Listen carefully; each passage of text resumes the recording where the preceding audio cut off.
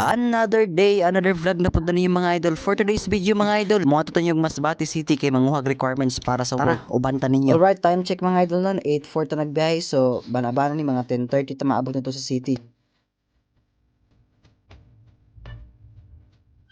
Ayan mga idol, nakarating din tayo sa Paroroonan. So, nandito na tayo sa city mga idol. Papunta na may ana sa BIR mga idol kay magkuha mig tin number ana. So, ayan, traffic ang Masbate mga idol. Yan, zoom pag gamay para aesthetic food ba. Ayan mga idol, nakapila na to diha mga idol. Nagpila ta kay malamang pila gid ana. Ug okay pa man ko diha mga idol, makaya pa man sa ako ang nawong kay mura nang nasunog sa gabi kay init sa city mga idol. Nya yan, nakapila na ko mga idol, nakoy number. Nya kauban na ako mga idol si Bipoy, ang pinakagwapo na ako na barkada, no? Gwapo na kayo mga idol, way makalupig ana. So, nauna siya sa kuha mga idol kay bida-bida man.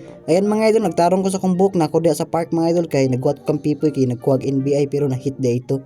So 21 ko siya makabalik mga idol. Kanang sistema mga idol na ako na sa gawas nag-video kay humanam ko kuha sa akong NBI clearance si pipoy na lang man akong gihuwat kay na-issue si pipoy. Wala na patumpik-tumpik mga idol hingad na tag PhilHealth kay magpa-member ta sa PhilHealth para may health insurance ta sa atong kinabuhi na kinahanglan pod sa ato ang trabaho. After na to magpa-member sa PhilHealth mga idol, nagkaon-kaon ta diya kay grabing gutom na udton larok na mga idol, poy kaon ana. So moro na akong ikaon mga idol, saging og tubig.